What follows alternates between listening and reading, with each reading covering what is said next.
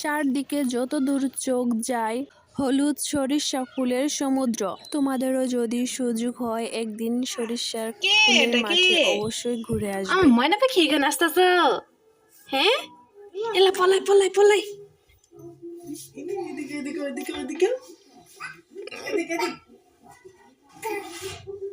আম্মু এখানে, আম্মু এখানে। হ্যাঁ,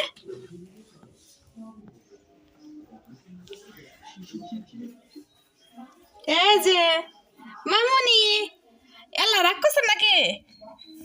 আসেন আসেন আসেন আসেন আসেন, এই যে আসেন আসেন আসেন। এ পাজি, পাজি, পাজি আসেন। ঠান্ডার ভিতরে হাঙ্গুর পারে। এই মেনা পাজি, এই যে পরে আসলে নিমো না। মেয়েটা হামাগুড়ি দিতে শিখেছে, তাই আর কুলে থাকতেই চায় না। আজ অনেক দিন পর বাবার বাড়িতে আসা। এই বাড়িটায় ঢুকলেই মনটা অন্যরকম হয়ে যায়।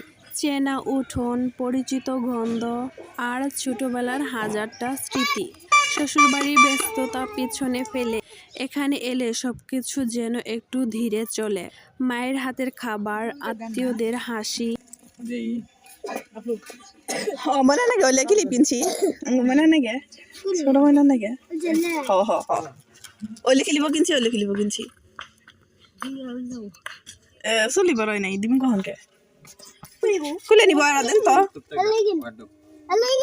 কত 50 টাকা লাই ছোট গুলে আরে ফেল এনে কত করে টাকা তো 100 বাংলাছড়া মোবাইল দিছে এই কোনটা নিছা দেখি ইল্লা আর ফুলা আর বাইক রে করো আমারে কিনে দে না আন্ডা এর কিন্তু আন্ডা আমার বাড়ি মাল দাই দলে কোন ওটা আগে করো হ্যাঁ তিন আগে দিয়ে দেন তারপর তুমি বিশাল এদিক সরে আস্তে ফুদো তাহলে উপর উপর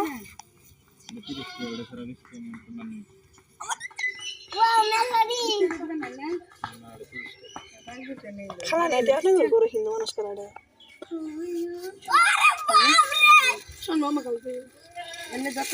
পেরিয়ালার দোকান থেকে এই খেলনাটা কিনে আমার ছেলে তো অনেক খুশি।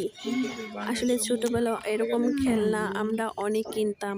মায়ের হাতের পিঠা মানে শুধু খাবার না, এক রাস ভালোবাসা। ভোরের ঠান্ডায় উঠোনে বসে বানানো পিঠা আর সেই পরিচিত ঘ্রাণে ভরে যায় পুরো বাড়ি। বাইরে হাজার রকম স্বাদের মাঝেও মায়ের হাতের পিঠার মতো কিছু হয় না। একটা কামড়ে ফিরে যায় শৈশবে, যেখানে সুখ মানে ছিল খুব সহজ। মায়ের হাতের পিঠা, এটাই বোধহয় সবচেয়ে মিষ্টি স্মৃতি। তো বন্ধুরা, এরকম পিঠা তোমাদের কার কার এলাকায় বানায় আর এই পিঠাটার নাম কে কী নামে চিনো অবশ্যই কমেন্টে বলে যাবে।